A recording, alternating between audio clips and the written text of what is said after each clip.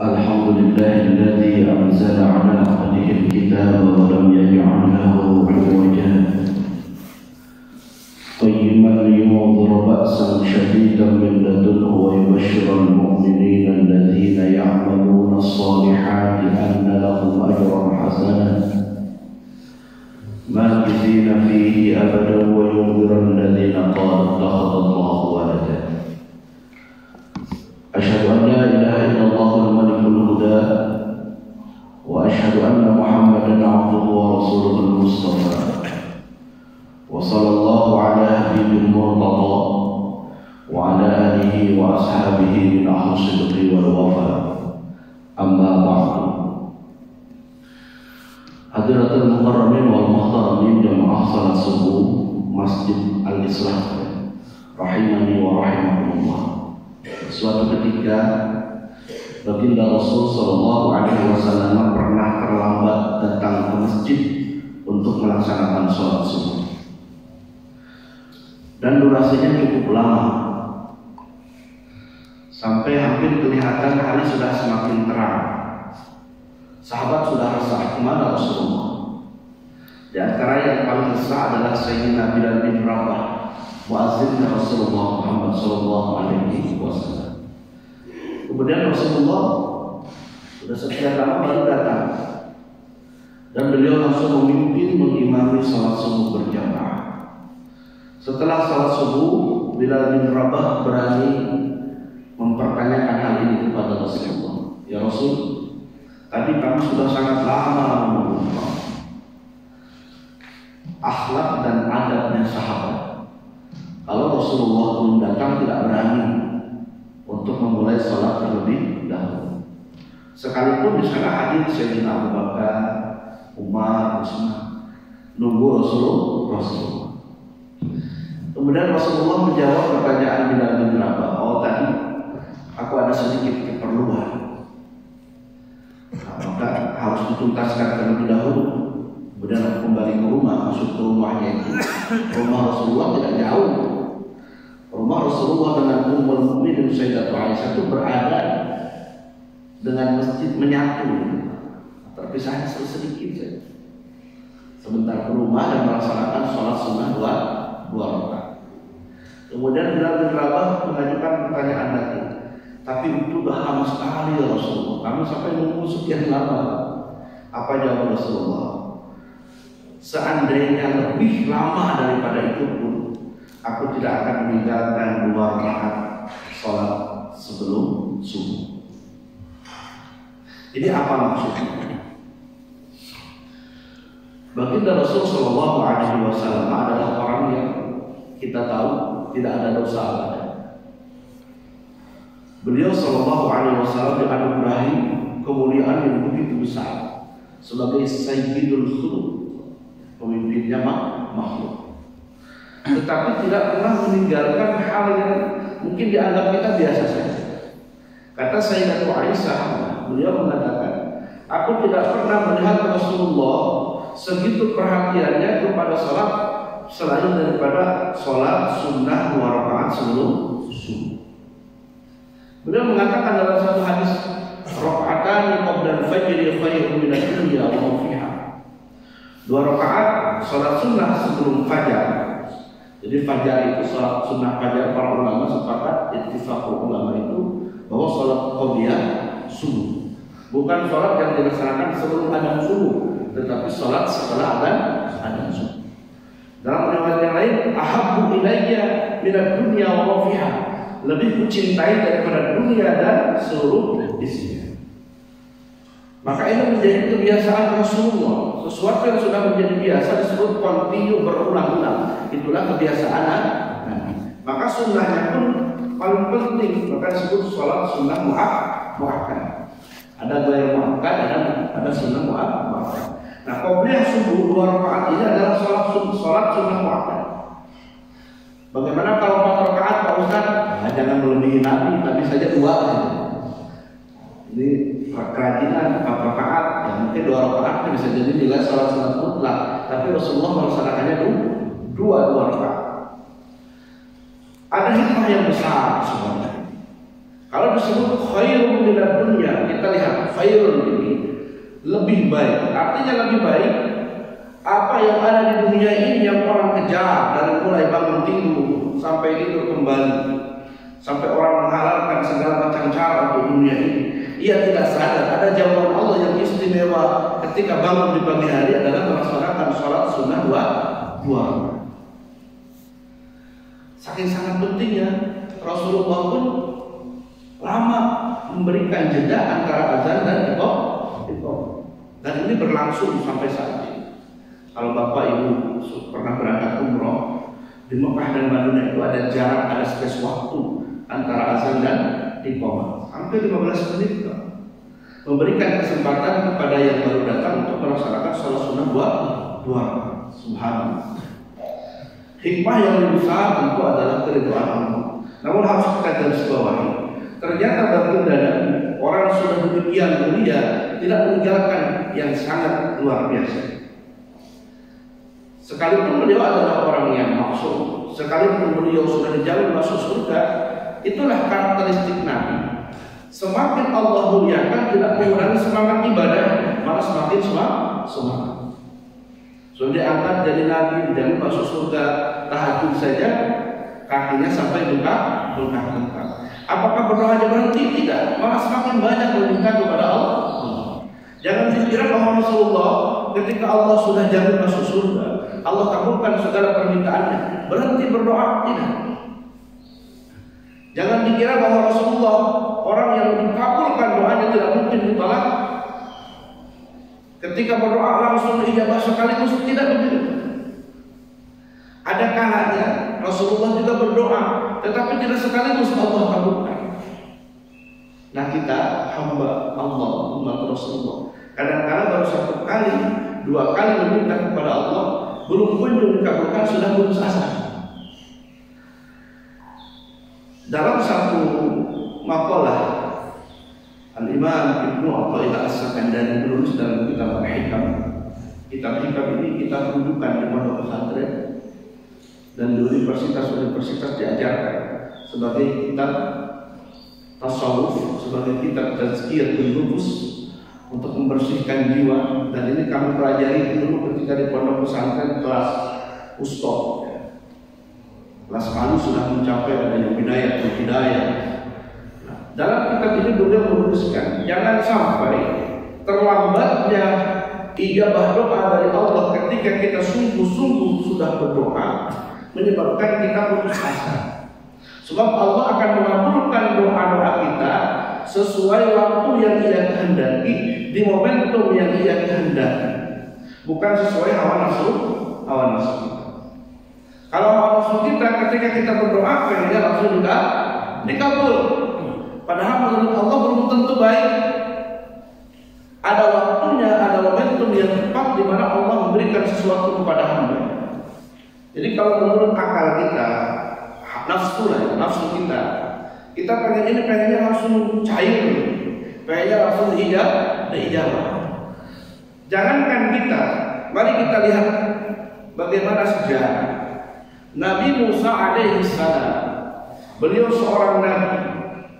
Tentu Nabi itu istimewa, meminta kepada Allah agar Fir'aun itu dijatuhkan dari kekuasaannya. Itu setiap hari meminta berdoa kepada Allah. Apakah 1 bulan dikabul? Tidak. Apakah 2 bulan? Tidak. 1 tahun? Tidak. Berapa lama Allah kabulkan doa Nabi Musa? 40 tahun. Baru Allah kabul. Itu Nabi. Nah kita Nabi bukan. Punya hubungan yang dekat pun perantaranya nggak ada. Baru 1 kali udah cengeng, ada dikabulin, ada berdoa gitu. Nah ini Nabi, bayangkan. Nabi 40 tahun baru dikabulkan. Rasulullah SAW minta kepada Allah. Waktu itu di periode awal di kota Mekah ada 2 Umar. Satu ada Umar bin Khattab, 2 ada Umar bin Hisham. Umar bin Khattab adalah sahabat Nabi. Umar bin Hisham tahu siapa? Abu Jahal.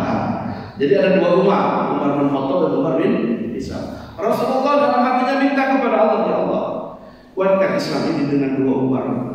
Paling tidak salah satunya antara Umar bin Khattab dan Umar bin Hisham. Karena melihat potensi keduanya sangat luar biasa. Umar bin Khattab seorang yang sangat kuat, jago bergulat, jago berantem gitu. Nah, Umar bin Hisham orang punya pengaruh. Rasulullah ingin di antara kedua itu ada yang masuk Islam. Ternyata tidak langsung dikabulkan. Berapa lama baru Allah kabulkan. Itu Nabi. Nah, ini menjadi contoh kepada kita. Kembali kepada hikmah Ibnu Athaillah tadi. Jangan sampai gara-gara terlambatnya pengabulan doa dari Allah kepada kita membuat kita putus asa. Ada kalanya nanti Allah memberikan hal itu sesuai kehendaknya di momentum yang tepat menurut kehendaknya, bukan sesuai hawa nafsu. Jangan sampai kita putus asa dan berhenti di dalam berdoa. Karena apa? Hakikat dari doa itu sendiri adalah perintah Allah dan nilainya ibadah. Ini harus kita pahami. Hakikat doa itu perintah Allah. Kalau perintah Allah, mana perintahnya? Ud'uni astajib. Mintalah kepadaku niscaya dikabulkan. Itu janji Allah dikabulkan. Ya, tetapi kadang-kadang dikabulkannya langsung saat itu. Bisa jadi mungkin menunggu waktu yang tepat. Bisa jadi 1-2 hari, 1 bulan, 3 bulan, 1 tahun, 4 tahun. Kalau tidak diam, pasti Allah berikan di akhir. Tapi yang jelas kata Allah, ud'uni, mintalah kepada. Jangan sampai menjadi manusia yang sombong. Dan jangan takut kepada Allah. Allah bosan sama permintaan kita. Jangan takut. Allah itu maha menerima doa. Allah maha mendengar doa. Kalau sama manusia mungkin bisa bosan. Saya minta sama ketua, baru kenal, tapi tetanggaan kita ya. Pak Ketua, boleh gak minta tanaman di depan rumah? Oh boleh Pak. 1 kali, 2 kali boleh, 3 kali bosan. Minta terus orang lain. Itu manusia wajar ya, wajar. Dan memang nggak boleh minta terus. Tapi kalau kepada Allah 100 kali, sesering apapun kita minta kepadanya, dia semakin senang. Dalam kitab Daqaiqul Akhbar disebutkan ada satu kisah. Ada seorang hamba minta kepada Allah, udah nangis. Doanya udah betul-betul doa. Syarat-syarat doa udah dikabulin, boleh baca hamdalah, baca sholawat, dalam berdoa khusyuk, minta sampai nangis. Tapi belum dikabulin itu doa. Udah lama juga kata malaikat. Ya Allah, hamba-Mu sudah menangis, sudah sungguh-sungguh meminta kepada-Mu, kenapa Engkau tak kunjung mengabulkan? Apa jawaban Allah kepada malaikat? Ya, wahai malaikatku, kamu tidak tahu, aku senang dengan rengekan, aku senang dengan tangisan, aku khawatir ketika aku kabulkan berhenti dia berdoa. Sebab itu tabiat manusia, kalau sesuatu sudah didapatkan, berhenti doanya, betul tak? Nah, maka satu hal yang harus kita catat dalam berdoa adalah doa itu ibadah. Doa mukhul ibadah. Maka kata Nabi, doa itu puncaknya ibadah. Dari setiap ibadah-ibadah kita, doa adalah puncaknya. Maka satu hal yang harus kita catat, teruslah minta kepada Allah, karena doa adalah ibadah. Ketika kita mengamalkannya, ketika kita melakukannya akan menjadi amal soleh. Namun sebagai manusia kita perlu cermat, perlu paham. Ketika doa-doa kita tidak diijabah, ada apa? Ada apa ini kok sulit diijabah? Minta ini, wah ini, apakah ada yang menghalangi? Nah ini pernah dialami oleh seorang ulama besar namanya Imam Ibrahim bin Adham. Beliau berkunjung ke kota Basrah. Basrah itu sekarang berada di Irak. Saat itu kota Basrah sedang dalam keadaan kekeringan yang panjang. Saking sangat panjangnya kemarau, hewan-hewan pada mati, tumbuhan tidak tumbuh, banyak manusia pun kehausan. Datang ke sana. Dulu ulama belum ada media sosial, tetapi sudah tahu dari keilmuan. Sekarang ini kan gara-gara media sosial orang bisa ngomong aja langsung viral ya, banyak. Nah ini orang tahu kata ilmunya. Begitu tahu ada ulama datang, mereka pada hadir semua, duduk berkerumun.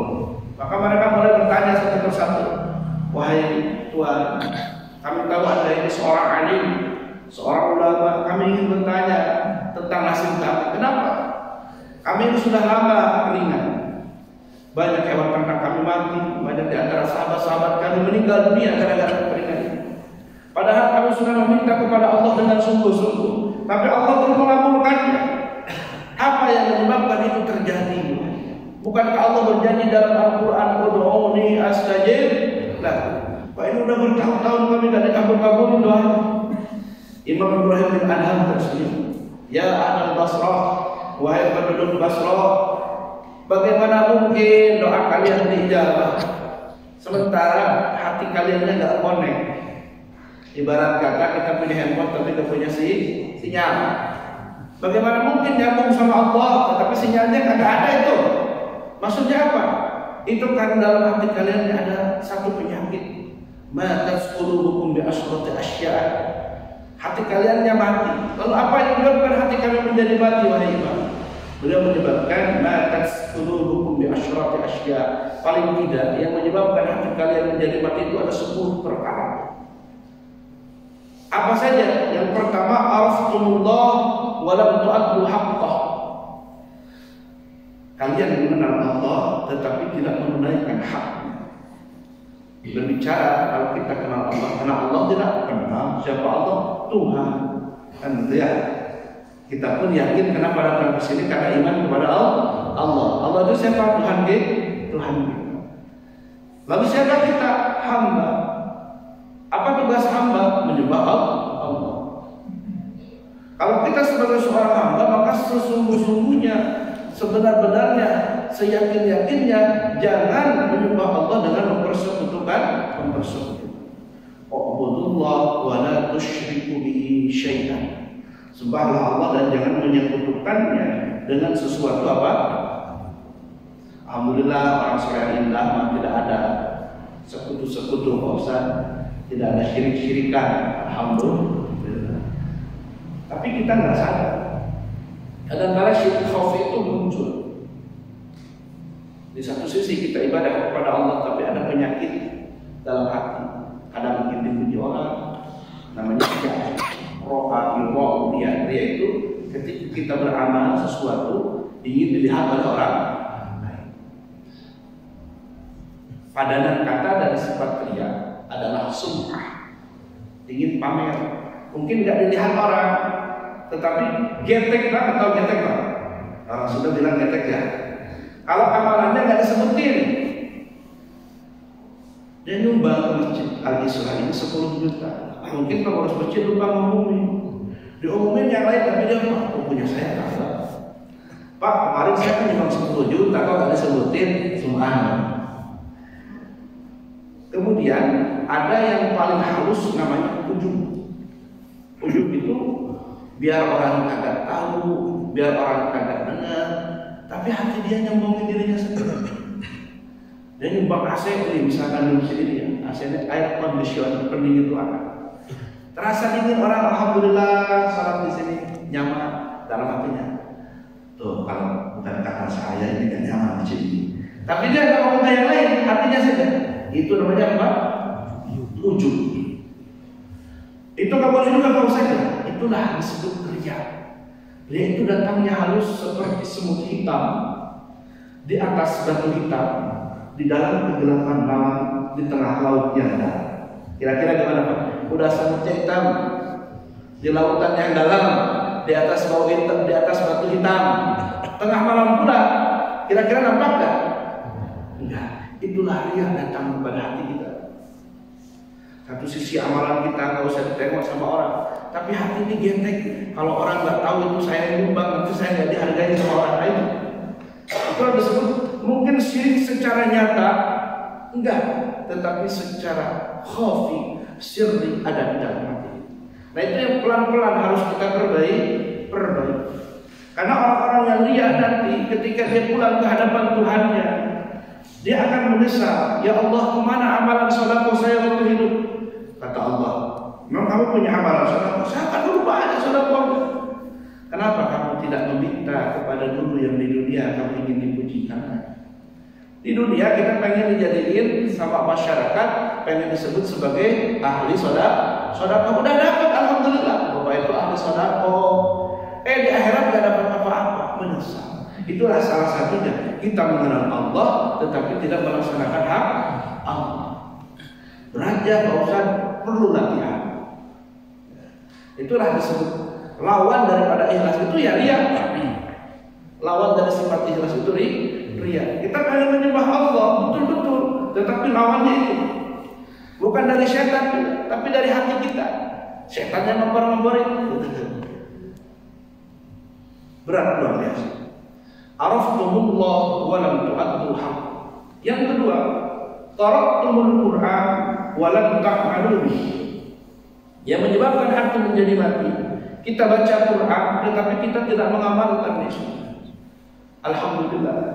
Di sini 2 hari, 3 hari kami bertetangga, kita suka di belakang. Alhamdulillah di sini ahli Quran semua. Paling tidak terdengar banyak yang mengaji.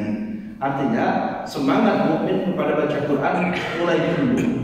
Mathalul mukmin, ya, perumpamaan seorang mukmin alladzi yaqra'ul Qur'an kamathalil utrujah, kata Nabi. Perumpamaan seorang mukmin yang membaca Quran seperti buah utrujah. Apa itu utrujah? Buat limau kalau kita ya. Limau itu rasanya manis, baunya harum. Itulah seorang mukmin yang baik. Dia ngaku mukmin, maka mukmin dirinya, dalam dirinya ada jiwa mukmin dan syiarnya. Tapi ngaku mukmin enggak pernah baca Quran seperti buah kurma. Manis kurma tapi enggak ada wanginya, artinya enggak ada syiarnya. Dia enggak mau menampakkan dirinya keluar. Yang lebih ngeri lagi, orang mukmin tidak pernah baca apa? Ada orang fasik yang tidak pernah baca Quran seperti buah mengkudu. Apa itu mengkudu? Udah mau bau. Aceh ya. Aceh yang bilang, udah mau bau ya. Rasanya enggak karu-karuan, tapi ada hikmahnya buat obat juga. Nah, jangan sampai kita menjadi orang seperti itu. Tapi setelah kita baca apakah cukup? Belum. Setelah kita baca dengan baik, setelah kita amalkan, setelah kita tadaruskan itu Al-Quran, maka kita harus amalkan. Apakah seluruh isinya? Kalau kita lihat harus seluruhnya. Cuma tidak mungkin juga kita mengamalkan semua karena banyak hukum-hukum dalam Al-Quran. Jangankan kita ngerti semuanya, tapi paling tidak ada yang kita tahu, kita jalankan. Berislam secara kafah itu bukan berarti seluruhnya yang begitu banyak hukum dalam Al-Quran. Apa yang kita tahu kita amalkan pelan-pelan.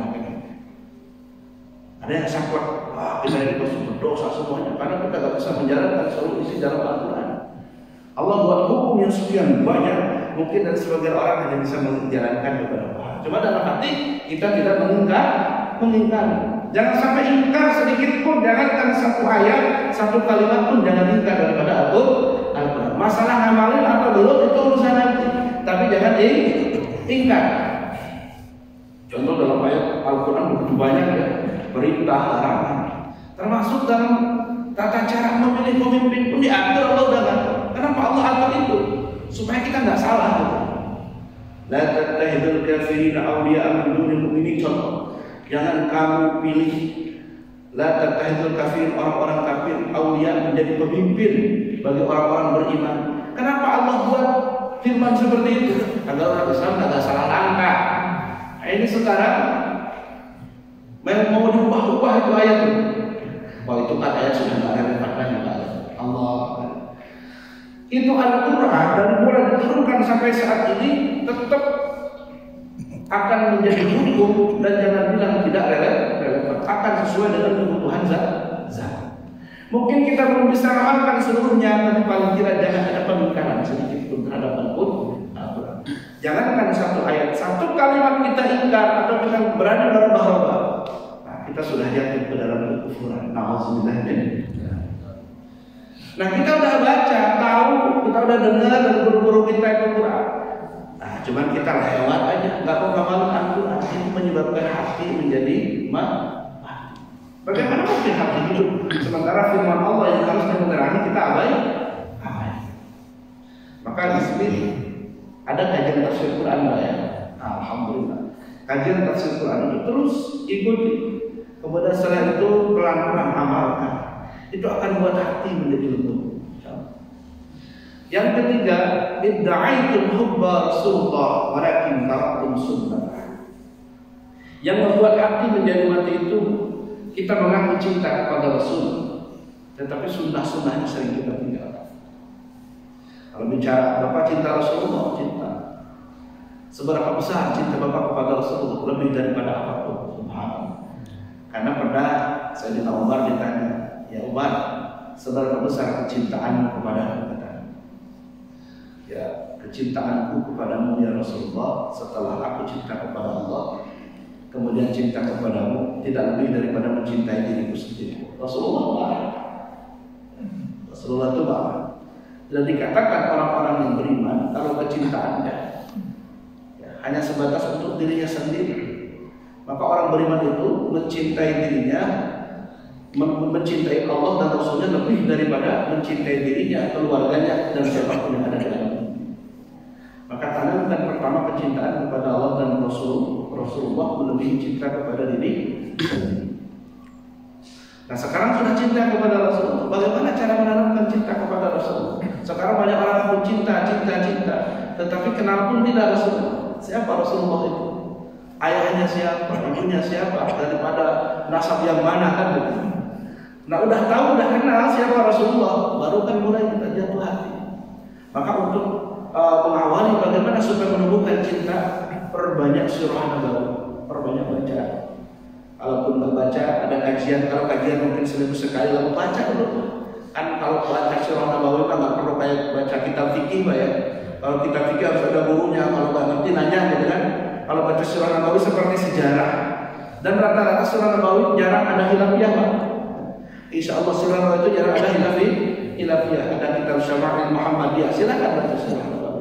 Supaya menumbuhkan kecintaan kepada Rasulullah SAW. Dan wajib cinta kepada Rasul, bukan sunnah. Cinta kepada Allah dan Rasul itu wajib. Setelah kita cinta, kita amalkan. Setelah kita tahu bagaimana Rasulullah, kita tengok kesehariannya apa menjadi kebiasaan.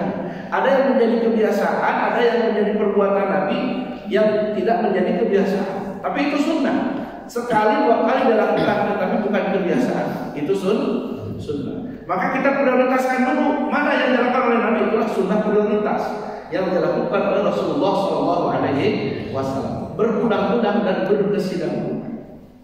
Sekalipun yang lain adalah sunnah, tetapi sesekali saja Nabi melaksanakannya. Nah, disinilah perlu belajar surah Nabi dalam kehidupan. Seperti tadi salat sunnah qobliyah subuh 2 rakaat, itu kebiasaan Nabi. Kebiasaan Nabi yang setiap hari dilakukan dan tidak pernah ditinggal. Itu namanya sunnah.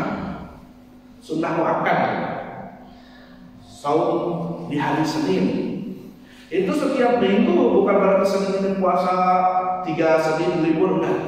Nabi senantiasa berpuasa pada hari Senin. Kenapa Nabi puasa pada hari Senin? Su'ila 'anil Nabi sallallahu alaihi wasallam an shama fi yaumil Isnin, dzaka yawmun wulidtu fihi. Ditanyakan kepada Rasulullah perihal beliau puasa pada hari Senin. Ya Rasul, biasanya sahabat itu kan sebelum bertanya, udahlah kamu ikut aja Rasul puasa hari Senin, ikut aja kita lah puasa ya, nggak banyak bertanya. Tapi ada sahabat yang berani bertanya, kenapa Rasul puasa pada hari Senin? Maka jawab Nabi, dzaka yaumul fihi wulidtu, karena pada hari itulah aku dilahirkan. Oh baru tahu sahabat. Ternyata Rasulullah puasa pada hari Senin karena Nabi dilahirkan pada hari Senin. Itulah ulang tahun Nabi. Ulang tahun Nabi itu senantiasa berpuasa. Jadi Nabi ulang tahunnya puasa, Pak. Beda dengan kita, anak kita ulang tahun happy birthday to you, macam-macam dengan perayaan dan segala macam. Nah, Nabi puasa. Lalu bagaimana kalau kita mau merayakan ulang tahun kita, memperingati di hari kelahiran kita dengan yang lain? Saya nggak puasa, Pak Ustaz, tapi saya ingin menghatamkan Quran. Bagus, esensinya sama. Saya nggak puasa, Pak Ustaz, tapi saya mau sedekah. Bagus, gitu ya. Nah ini sunnah Nabi berpuasa pada hari Senin. Ada contoh-contoh yang lain yang bukan kebiasaan Nabi, maka disebut ini sunnah juga. Kalau perbuatan Nabi namanya sunnah fi'liyah. Ada perbuatan dan sesekali Nabi tidak melakukan, tidak menyuruh, namanya sunnah taqririyah. Contoh, ketika Nabi SAW sholat, setelah takbiratul ihram, Allahu Akbar, biasanya Nabi baca Allahumma ba'id baini, terus itu doa iftitah Nabi. Tapi ada sahabat yang ketika baca Allah langsung Allahu Akbar kabira walhamdulillahi katsira wa subhanallah wa asyir. Ini wajah langsung. Dalam hadis tidak disebutkan ini, tapi langsung wajah wajah ini. Setelah sholat, Rasul bertanya, di antara kalian tadi siapa setelah takbiratul ihram yang membaca Allahu Akbar? Gak ada yang berani menjawab. Ketakutan, takut dimarahin gitu kan. Sesuatu mau pernah dilakukan Nabi langsung dibaca sama dia kan bid'ah namanya. Sekarang kan gitu, dikit-dikit kalau sesuatu hal tidak pernah disuruh Nabi, tidak pernah dilakukan Nabi, jangan-jangan itu bid'ah. Maka sahabat pada diam, Pak. Maka ada sahabat yang ketakutan. Kamu yang baca. Iya ya Rasulullah, maaf saya tidak mengikuti Anda ya Rasulullah. Enggak, aku tidak marah. Tahu enggak kalian sahabat? Ketika tadi dia baca Allahu Akbar kabira walhamdulillah, berapa banyak malaikat turun mendoakan keberkahan kebaikan untuk Allah. Nabi tidak menyuruh, Nabi tidak melakukan, tapi sahabat melakukan. Nabi memujinya. Sahabat ya Rasul, apakah saya boleh? Boleh kan Rasul baca. Oleh saat itu ada sahabat yang tetap baca Allahu Akbar ini, ada yang baca Allahu Akbar. Nah ini pada jadi kalau kita tahu sejarah asbabul hadis itu nggak akan mudah menyalahkan orang. Oh Nabi nggak baca itu enggak? Nabi baca Allahu Akbar betul. Tapi ada sahabat yang baca, rupanya Nabi memujinya. Itu disebut sunnah takriyah. Sekalipun Nabi mungkin melakukannya hanya 1-2 kali, apa Nabi tidak menyuruh atau Nabi tidak melakukan, ada sahabat yang melakukan dan Nabi menyetujui. Ya, sunnah kan? Sunnah. Tapi saya mau ikut sunnah Nabi, Pak Ustaz, silahkan lanjutkan. Karena sesuatu yang sudah dilakukan Rasulullah pasti baik. Rasulullah dalam berpakaian suka berpakaian di atas mata kaki. Itu sunnah nggak? Sunnah. Silahkan. Sunnah Nabi. Maka jangan ada orang yang ketika ada sahabat kita memakai pakaian di atas mata kaki, kamu takut kebanjiran. Jangan. Itu menghina sunnah Nabi. Karena Rasulullah senang. Tapi ada sebagian contoh sahabat Sayyidina Abu Bakar ketika disampaikan tinggikan pakaian di atas mata kaki.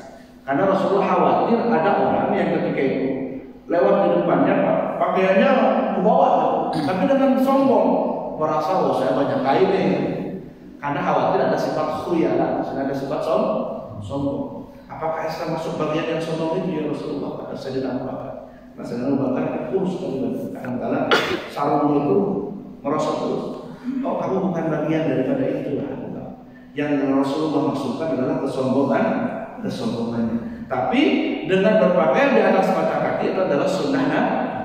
Seperti apa Rasulullah berpakaian di atas mata kaki? Jadi tidak terlalu tinggi. Jadi Pak jangan sampai mata kakinya segini. Coba kira-kira ada orang sholat pakaiannya segini, kira-kira menurut bagus kan? Memang di atas mata kaki. Tapi supaya nggak sopan sama majelis saya. Di atas mata kaki itu kan ini mata kaki. Di sini juga termasuk mata. Jadi jangan sampai kan sekarang berlebih-lebihan di atas mata kaki. Pakainya udah nyetrit di sini pula. Pakai sholat kira-kira ada enggak? Nggak ada mungkin budaya kita ya. Rasulullah di atas mata kaki itu di sini. Ya. Nah, maka udah cukup pada sini cukup. Satu hikmahnya kalau jalan akan menjaga diri dari najis. Nah itu sunnah Rasulullah. Jangan sampai ada sahabat-sahabat kita yang berpakaian di atas mata kaki kita coba wah takut kebanjiran dia menyebabkan Bandung lagi banjir nih. Nah itu sunnah. Itu dari segi pakaian, dari fisik. Nabi sekarang Nabi berjenggot.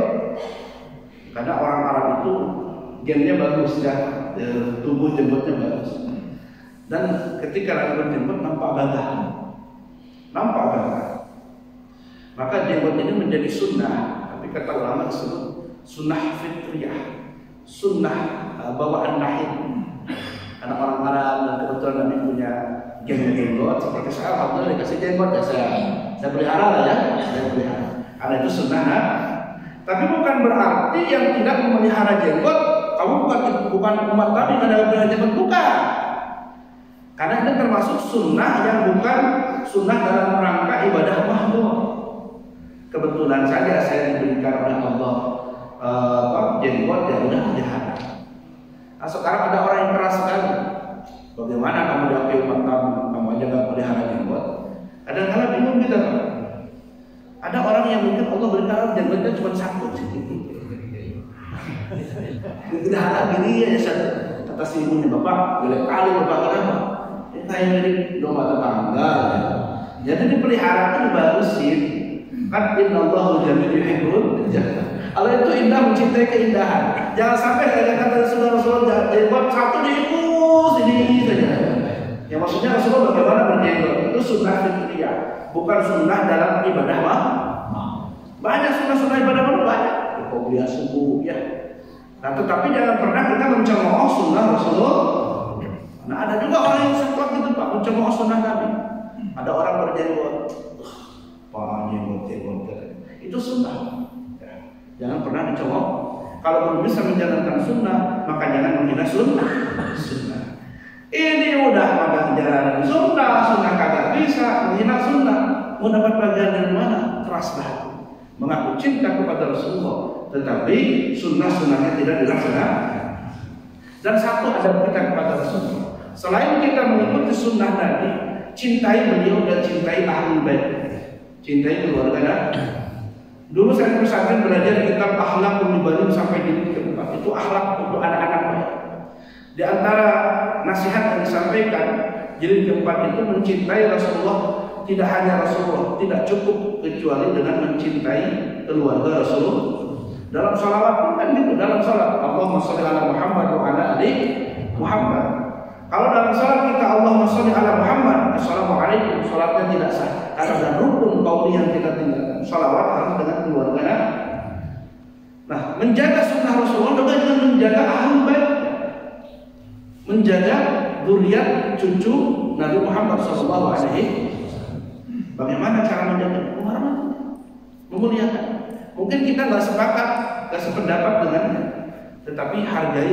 Paling tidak dalam darah itu ada darah yang mulia Sayyidina Muhammad SAW.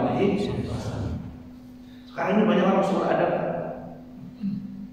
mengaku cinta kepada Nabi, tapi ada zuriat Nabi yang mungkin beda pendapat dengannya.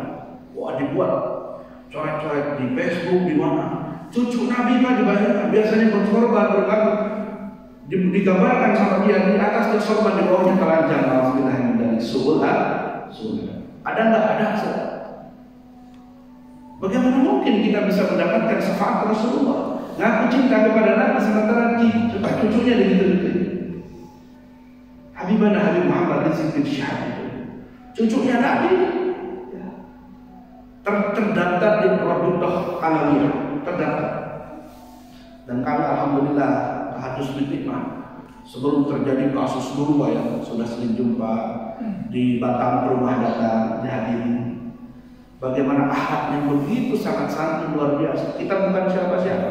Kita nyuguhin makanan, malah beliau sendiri yang nyuapin kita. Allah. Itu adalah akhlak Rasulullah dan beliau praktekkan. Tapi sekarang gara-gara beda pilihan politik, orang menghina yang mencaci makinya, naudzubillah min dzalik. Mudah-mudahan di sini tidak ada seperti itu. Tapi Pak Ustaz katanya itu dihinakan di penjara. Kata siapa? Di jeruji besi. Imam Ahmad bin Hanbal ulama besar pernah merasakan jeruji penjara. Imam Hasan al-Banna di Mesir pernah masuk penjara. Apakah mengurangi kemuliaannya? Tidak. Itu perjuangan para ulama sampai seperti itu. Nah kita harus berpikir, ulama berjuangnya sehebat demikian di salah penjara. Nah kita ini kadang-kadang PSPR kata orang punya, dikit-dikit langsung takut gitu ya. Nah dikit-dikit takut. Nah kalau kita mungkin nggak bisa seperti mereka, paling tidak lebih baik diam dan mendoakan kebaikan. Terutama itu adalah cucu baginda Nabi Muhammad SAW. Tapi luar biasa berkah, ilmunya luar biasa, cerdas akhlaknya.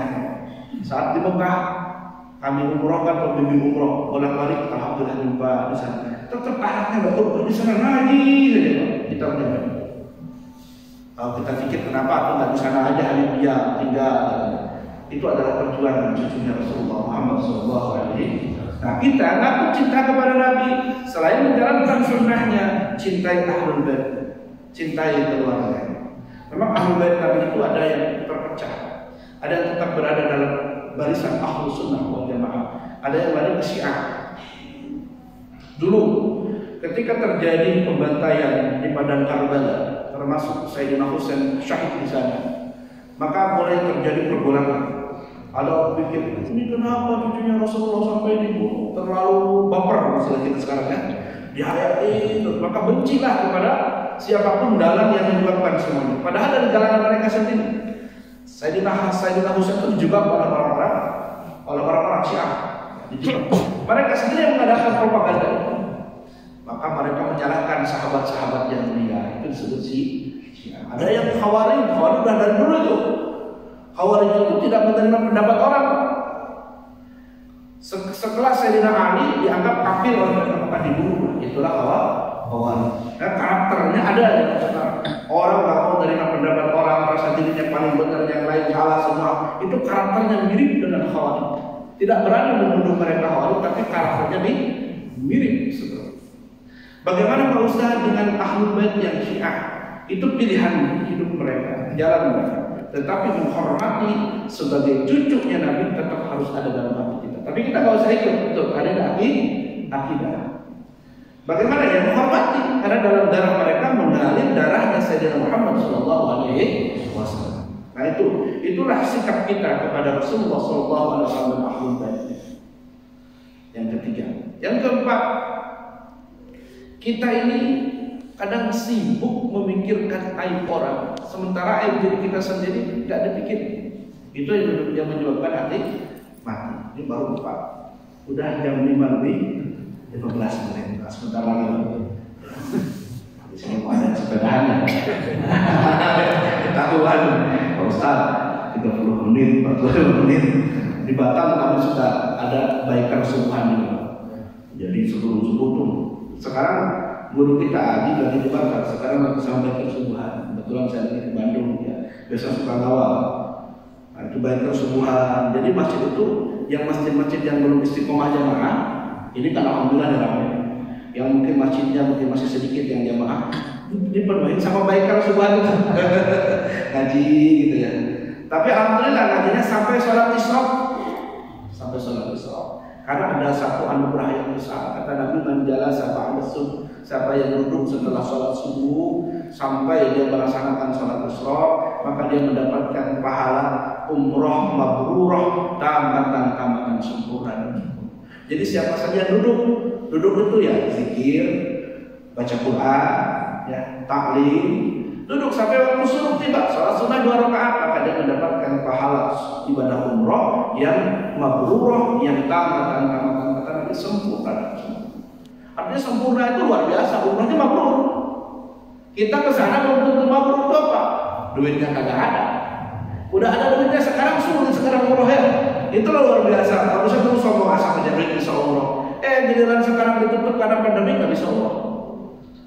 Belum lagi ke sana nggak tahu ilmunya nggak usah. Nah, belum tentu umrohnya mabrur. Tapi kita duduk habis dulu ngaji, baca Quran, entah zikir, entah taklim sampai sholat isya 2 rakaat, Bapak mendapatkan pahala umroh. Artinya umroh gratis tiap hari, betul. Makanya jalankan minimal seminggu sekali ada kuliah subuh seperti ini. Terus motivasi insya Allah. Nah, olahraga nggak usah, olahraga juga ada waktunya ya. Tidak masalah. Kita perlu sehat. Nah, ini tadi apa? Yang keempat lupa lagi. Lupa lagi. Aib. Aib. Kita terlalu sibuk mikirin aib orang, sementara aib kita sendiri pun banyak. Ibarat pepatah, gajah di pelupuk mata tidak kelihatan, tapi semut di seberang lautan. Kita ini sekarang jadi orang yang sibuk mikirin aib orang aja. Ada tetangga melakukan sedikit kesalahan, kita yang sibuk. Jangan deketin sekolah, kenapa? Mari dia kayak gitu. Kemarin ada tetangga seperti itu. Ya kamu datang minjem duit sama saya, ada apa? Ya Allah. Orang minjem duit, kalau kita mau minjemin, mulia ya. Kita jadi peminjam uang sama seseorang itu mulia. Tapi jangan sampai diomongin sama orang, karena akan menggugurkan pahala. Kalau memang nggak mau minjemin nggak usah. Ini udah nggak mau minjemin, diomongin dulu. Jangan deketin apa dia itu teman, tapi sekali datang minjem duit aja bawahnya. Ini khawatir bukan? Ya, di dalam Islam jangankan aib orang lain, aib diri sendiri pun haram diubah. Aib diri sendiri cukup kita dan Allah. Di zaman Nabi ada seorang sahabat mengatakan, ya Rasul, ya hukum saya. Kenapa dia hukum? Saya sudah berzina. Ya Rasulullah diam. Ya Rasul, hukum saya. Rasulullah abaikan. 2 hari datang. Ya Rasul, saya mau dihukum. Kenapa kamu dihukum? Saya sudah berzina. Rasulullah ngomong, mungkin kamu hanya bertatap-tatapan saja. Enggak ya Rasul, saya sudah melakukan. Mungkin kamu hanya berpegangan tangan saja. Enggak. Mungkin kamu hanya bersentuhan kulit saja. Tidak ya Rasul, saya sudah berzina. Rasulullah bertanya sama teman, teman kamu itu waras tidak? Cagil tidak? Waras ya Rasul. Kalau dia orang waras, kenapa sudah tutup aib-aibnya? Dia malah membongkar di aibnya sendiri. Artinya hukum aib itu dia Allah yang saja yang tahu. Seorang hamba Allah ketika tahu dirinya penuh dengan dosa, cukup minta ampun kepada Allah, menyesal atas perbuatannya, berhenti dari perbuatan dosa itu, tidak akan mengulanginya lagi. Itu hubungannya dengan Allah. Jangan mau apalagi dengan sombong, dengan bangga. Mungkin sekarang sudah jadi pemuda hijrah. Sekarang banyak pemuda hijrah. Dulu tukang mabok, tukang babadok, tukang takarok, tukang kuda-kuda, penalian korok, harus begini. Itu bahasa apa aja yang penting. Wah, pokoknya udah hijrah dia.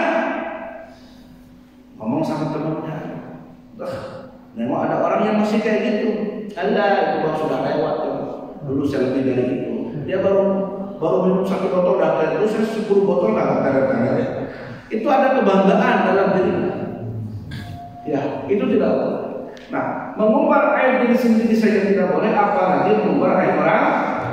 Kalau bisa tutupi. Malu kita berjumpa di hadapan Allah kalau aib kita dibongkar sama Allah. Maka tutup aib orang lain, Allah akan menutupi aib. Ibu-ibu jangan kepo ya, jangan kepo urusan tetangga beli kipas angin, ibu jangan masuk angin biar aja. Tetangga beli motor jangan sibuk merumpi, karena kita baru beli motor dia. Cash atau kredit, apa urusannya? Mau cash, kredit yang dicicil ya. Ini kadang kepo, tetangga kalau dia beli motor baru tapi kredit, tahu nggak kaya. Itu jangan membuat aib orang. 4. Yang kelima, yang menyebabkan hati menjadi mati. Kita ini sering ngantar orang ke kuburan. Ya, sering nengok bagaimana tempat terakhir orang itu 1 kali 2 meter dijemput sama tak. Tapi kita tak pernah ambil iktibar dari kejadian. Artinya apa? Kita sering melihat orang mati, tapi kita tak pernah mengambil iktibar. Bukan takut mati, bukan. Kita pun bakal seperti itu. Udah nengok orang mati, tapi lama kelamaan Pak, orang itu akan hilang rasa pekanya. Tengoklah tukang gali kubur sebagian itu semuanya. Saya di Batam tuh ada di Saiton bilang, ada tukang gali kubur banyak. Kalau ada yang meninggal semangatnya karena gali kubur karena dia dibayar. Tapi kira salat dia apa? Bulan puasa, orang puasa dia kagak puasa.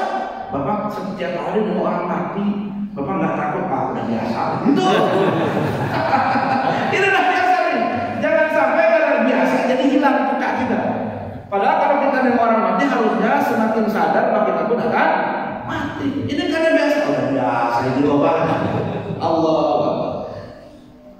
Bagaimana nanti kehidupan setelah kematian? Mengerikan kalau kita pulang tanpa membawa amal. Ya, setiap kali kita melihat ada yang meninggal dunia, ambil iktibar. Mati itu cukup pelajaran berharga bagi kita. Kita nggak tahu ajaran kita kapan diambil oleh Allah. Kita ini bukan umur umat Nabi-Nabi terdahulu. Bolehlah umur umat Nabi Adam ada 1000 tahun, karena Nabi Adam juga banyak. Nah, umat Rasulullah sesuai dengan Nabi-nya. Nabi kita berapa tahun? 63 tahun. Nah, kita pun tidak lebih. Amarah ummati baina 60 wa 70. Umur umatku antara 60 sampai 70 tahun. Ada yang sudah 60 tahun di sini? Alhamdulillah. Belum. Kalau umur Nabi 63, 3 tahun lagi belum. Allah, luar biasa. Ya, tapi punya nenek umur 103 tahun di Cibirin. Nah, berarti itu udah selesai ya. Nah, udahlah kalau gitu. Alhamdulillah berarti saya. Nah, terakhir sebelum nenek saya umur 63 tahun. Kalau saya pulang nih, semoga sehat, panjang umur. Hujan, tolong doakan air panjang umur. Dapat turun air ini selalu. Nggak bosan dari dunia itu, Pak. Dari sabar tahun deh. Tahu sian maut penting sian, lamun maut ternyata al-qais mangdana nafsahu wa amila lima wa'da. Orang yang cerdas adalah orang yang kenal siapa dirinya dan mempersiapkan bekal setelah kematiannya. Insyaallah jamaah al-Islam adalah jamaah yang soleh, jamaah yang mempersiapkan kematiannya. Jauhi penyakit hati, ya, jauhi hati akan semakin mati gara-gara dengan 10 hal. Tadi itu baru 5, tapi waktunya sudah habis. Insyaallah nanti dilanjutkan di channel YouTube kita. Di channel YouTube kita lanjutkan ya. Baik, ini saja yang kami sampaikan. Ya, mudah-mudahan ada hikmah dan manfaatnya. Kita langsung sholat isya. Insyaallah kita lanjutkan silaturahim di waktu yang akan datang. Insyaallah kita di YouTube kita nanti kita masukkan akan buat. Mudah-mudahan Bapak Ibu semuanya bisa mengambil hikmah dan iktibar daripada kuliah subuh pada pagi hari. Hadanallahu wa iyyakum ajma'in. Assalamualaikum warahmatullahi wabarakatuh. Waalaikumsalam. Ya. Terima kasih.